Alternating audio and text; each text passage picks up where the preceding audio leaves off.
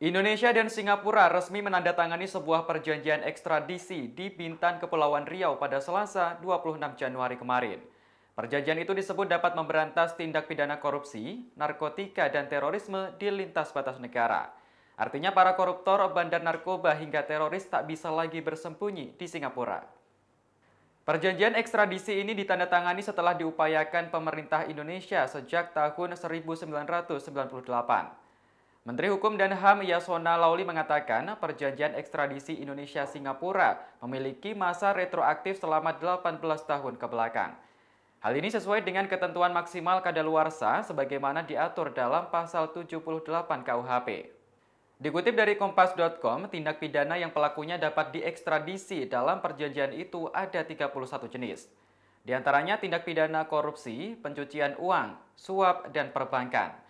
Kemudian ada narkotika, terorisme, hingga pendanaan kegiatan yang berkaitan dengan terorisme.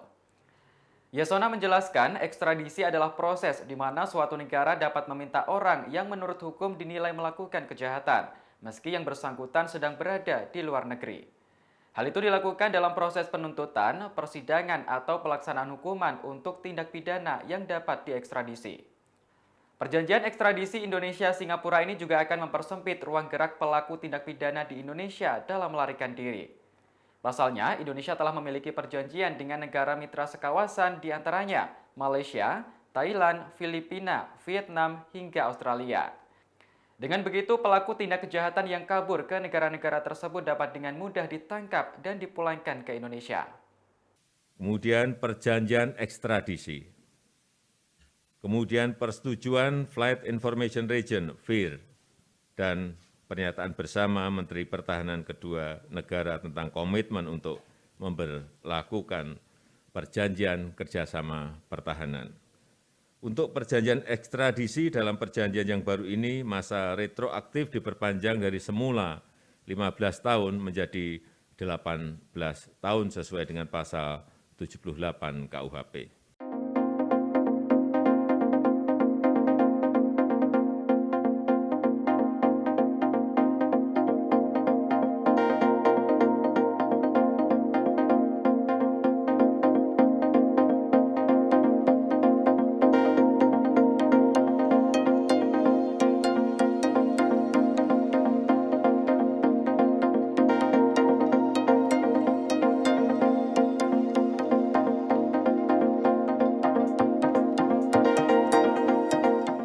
Demikian informasi kali ini, nantikan perkembangan informasi terbaru lainnya hanya di Tribun News.